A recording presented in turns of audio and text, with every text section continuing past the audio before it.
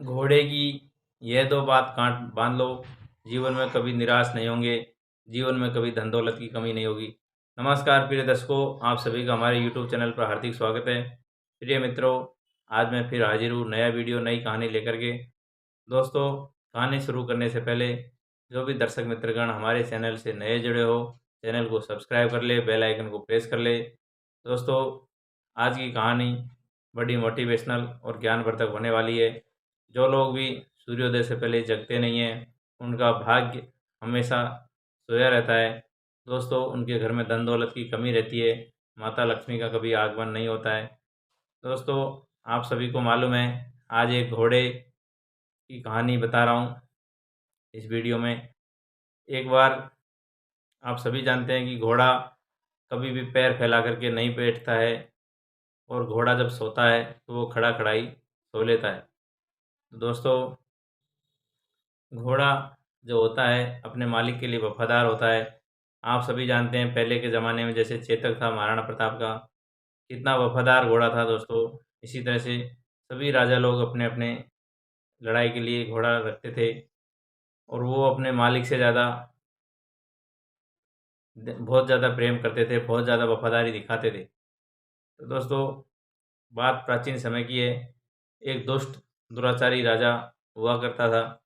वो अपनी प्रजा पर बहुत ज़्यादा दुख ढाता रहता था, उनका ख्याल नहीं रखता था। तो दोस्तों, उस दुराचारी राजा से सभी लोग परेशान थे, लेकिन करते तो क्या करते, जब राजा जो शहर का सबसे बड़ा मुखिया है, हमारा मालिक है, हमारा भगवान है, तो उसको सबक सिखाए तो कैसे सिखाएं। दोस्तों, इसी संदर्भ में ये कहानी है। ये राजा था, उसके 3 पुत्रियाँ थी और एक पुत्र था। प्रिय मित्रों, एक बार एक भिखारी, एक सन्यासी और एक गरीब आदमी, तीनों लोग मिलकर के राजा के दरबार में जाते हैं। अब दोस्तों, जब राजा के दरबार में पहुंचते हैं तो भिखारी ने और गरीब आदमी ने तो महाराज को झुक करके दंडवत कर लिया, प्रणाम कर लिया, लेकिन सन्यासी ने नहीं किया, क्योंकि सन्यासी लोग भगवान के दूत होते हैं, और जो बिल्कुल सिद्ध पुरुष होते हैं, वो किसी से कोई डरते भी नहीं। मैंने मेरे पुराने वीडियो में एक तुलसीदास जी के बारे में आपको बताया था कि किस प्रकार से अकबर को भी झुकना पड़ा था, और भगवान ने स्वयं आकर के, हनुमान जी ने उनकी सेवा, मतलब उनकी सहायता की, और तुलसीदास जी को छोड़ना पड़ा था अकबर के द्वारा। तो यहाँ भी ये सिद्ध पुरुष थे महात्मा जी, सन्यासी। दोस्तों, इन्होंने राजा को कोई प्रणाम नहीं किया, कोई नमस्कार नहीं किया। जैसे ही राजा ने ये सब देखा, तो दोस्तों राजा का खून खोलने लगा, और कहने लगा, इसको मृत्युदंड दे दूंगा, इसको मैं सज़ा दे दूंगा, कारागाह में बंद कर दूंगा। ये सब बातें सुनने लगा। सिद्ध पुरुष कहते हैं, सन्यासी कहते हैं, ये महाराज, उस परवरदिगार के हाथ में है ये सब काम करने का, आपके बस में कुछ भी नहीं है, आपका कुछ नहीं चलता है। दोस्तों, जब इतनी बात सुनी तो और राजा परेशान कि ये तो बड़ा उपदेश दे रहा है, और मेरे से बड़ा भगवान को बता रहा है, जबकि इसको ये नहीं मालूम कि यहाँ का राजा, यहाँ का भगवान तो मैं ही हूँ। दोस्तों, इसके बाद राजा अपने सिपाहियों को आदेश देता है कि इसको बंदी बना लिया जाए पकड़ के। उधर सन्यासी अपने घोड़े पे बैठा, और तुरंत से वो अंतर्ध्यान हो गया, 7 समुंदर पार आकाश में उड़ गया। प्रिय मित्रों, जब राजा ने ये देखा कि हवा में जाने वाला घोड़ा, तो राजा और भी चौकन्ना हुआ, और सोचने लगा कि इस घोड़े के पीछे क्या राज है। ऐसा घोड़ा तो मेरे पास भी होना चाहिए, तो मैं भी बड़ा आदमी बन जाऊं। प्रिय मित्रों, जब राजा ने कहा कि भाई सन्यासी को नीचे बुला लो, मैं उसको कोई दंड नहीं दूंगा, उसको कोई सज़ा नहीं दूंगा, क्योंकि वो सिद्ध पुरुष था, इस वजह से राजा को हार माननी पड़ी। उधर जो गरीब आदमी और जो भिखारी था, दोस्तों भिखारी कहता है कि महाराज, मेरे पास भी एक चमत्कारी चीज़ है, मैं भी अपना चमत्कार दिखाने के लिए आया हूँ। कहने लगा कि बता भाई।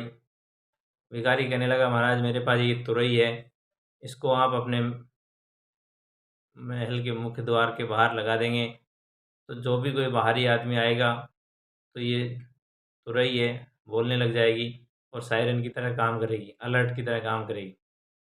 दोस्तों, राजा ने भिखारी की बात मान ली, और दरबार में लगा के देखी मुख्य दरवाजे पे। फिर उसने उसका परीक्षण करने के लिए सोचा कि भाई इसका परीक्षण करूँगा मैं। तो राजा ने उसका परीक्षण भी किया। तो जैसे ही कोई बाहरी आदमी आता तो वो सायरन की तरह बजने लगी। तो दोस्तों ये सब बातें देख कर के राजा बड़ा खुश हुआ और उस भिखारी को बहुत ज़्यादा धन दौलत दे कर के, हीरा जवाहरात, सोने के मोहरे दे कर के विदा किया। उधर वो गरीब आदमी कहता है कि महाराज मेरे पास भी एक छड़ी है। ये भी बहुत सिद्ध है छड़ी। अब दोस्तों उधर सन्यासी भी वहीं खड़ा था। तो राजा कहते हैं कि भाई ये इसका निरीक्षण तो करना पड़ेगा कि तू झूठ बोल रहा है सच बोल रहा है, इसका पता कैसे चले। उस पर सन्यासी कहते हैं कि महाराज अभी रुक जाइए, इसका निरीक्षण आप अभी नहीं कर सकते।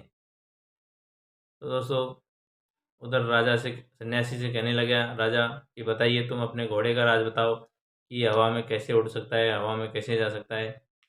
प्रिय मित्रों, सन्यासी ने कहा कि महाराज इसकी बहुत ज़्यादा कीमत है, इसकी आप कीमत नहीं चुका पाएंगे, क्योंकि इसकी कीमत आप नहीं चुका पाएंगे और मैं आपको ये बात बता नहीं सकता, ये राज बता नहीं सकता। दोस्तों उधर प्रतिष्ठा का सवाल हो रहा था। राजा को जिज्ञासा थी कि भाई ऐसी कौन सी दौलत है, इसका कौन सा मूल्य चुकाना है, बताइए मैं चुका दूंगा। इस पर सिद्ध सन्यासी कहता है कि महाराज आपको आपकी लड़की की शादी मेरे साथ करनी पड़ेगी, ये मेरी कीमत है। इसके बाद में राजा ये हॉर्स जो है, मेरा घोड़ा जो है, इसका मैं राज बताऊंगा। प्रिय मित्रों, जब ये बात राजा ने सुनी तो राजा का खून खौल गया और सन्यासी को मारने के लिए उतारू हो गया।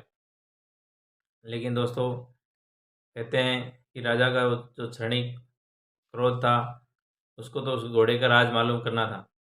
थोड़ी देर सोचा विचारा ठंडे दिमाग से। उधर राजा का राजकुमार भी आ जाता है और सन्यासी कहते हैं कि देखो भाई, ये हमारी मान मर्यादा का सवाल है, हमारी बहन की इज्जत का सवाल है, हमारा गुरूर है। हम ऐसे सवाल का जवाब जानने के लिए ये कीमत तो नहीं चुका सकते। उधर सन्यासी कहता है कि भाई कोई बात नहीं, ये मेरी कीमत थी, अब आप नहीं चुकाओ, नहीं अदा करो तो कोई बात नहीं, मेरा राज मेरे पास, तुम्हारी चीज़ तुम्हारे पास। प्रिय दर्शकों, राजा तो राजा होता है क्योंकि वो लड़कियों का पिता था। उसने कहा कि चलिए कोई बात नहीं, आपको जो पसंद है उस लड़की की शादी मैं कर दूंगा, लेकिन तुमको इसका राज बताना पड़ेगा। दोस्तों राजा ने कहा कि मेरी तीनों लड़कियों में से जो अच्छी लगे उसके साथ आप कह दीजिए, मैं शादी कर दूंगा। प्रिय मित्रों, सबसे छोटी वाली लड़की सन्यासी ने कहा कि इसकी शादी मेरे साथ कर दीजिए। दोस्तों शादी हो जाती है। उसके बाद उसको मेहमान बना दिया जाता है। अब वो राज पूछते हैं कि भाई इसका राज बताओ। तो वो कहने लगा सन्यासी कि महाराज मैं इसको उड़द की दाल खिलाता हूँ, यही राज है और कोई राज नहीं।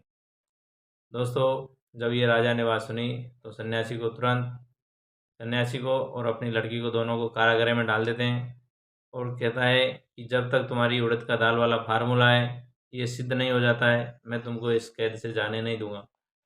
दोस्तों राजा ने भी अपने घोड़े को उड़द की दाल चलाना चालू किया और कहा जाता है उड़द की दाल में वह पावर होती है जो नामर्द को भी मर्द बना देती है।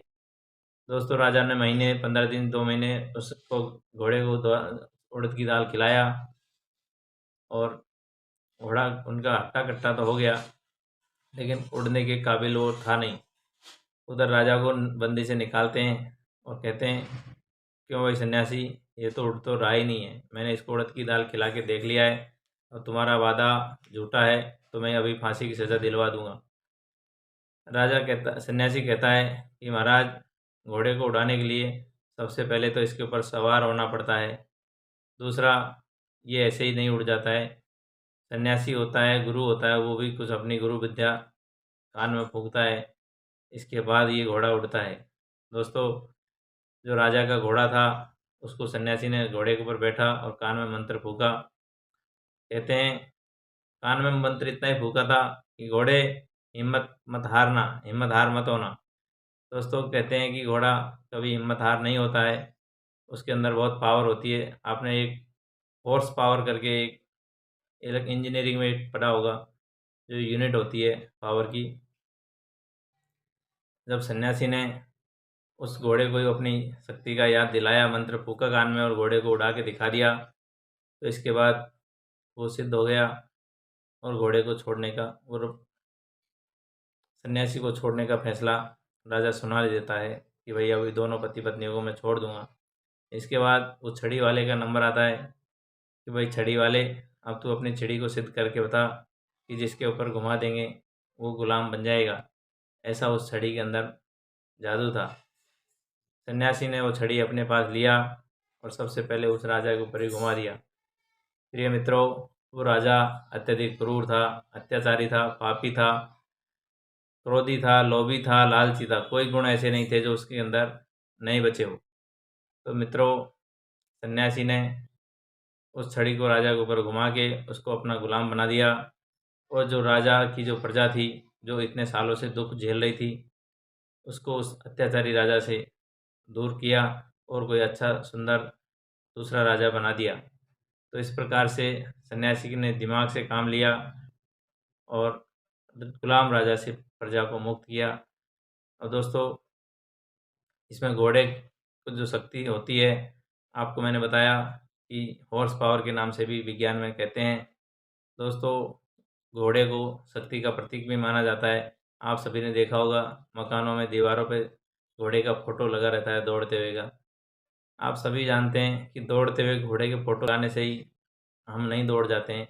हमको भी घोड़े की तरह सुबह जग करके उठ करके अपना नित्य कर्म करें और सुबह सुबह योगा व्यायाम ये सब करें, तभी जा कर के हमारा भाग्य उदय होगा, हमारी किस्मत जागेगी, हमारा स्वास्थ्य सही रहेगा। कहते हैं कि स्वस्थ मस्तिष्क में ही, स्वस्थ शरीर में ही स्वस्थ मस्तिष्क निवास करता है। दोस्तों, ये बहुत छोटे छोटे थे, हम जब से सुनते आ रहे हैं और ये वास्तव में फैक्ट भी है, लेकिन फॉलो कुछ लोग नहीं करते हैं या बहुत लोग नहीं करते हैं, ऐसा बोल सकते हैं। दोस्तों, कहानी अच्छी लगी हो तो चैनल को सब्सक्राइब करके रखें, बेल आइकन को प्रेस कर ले और सभी को हरिओम, राधे राधे।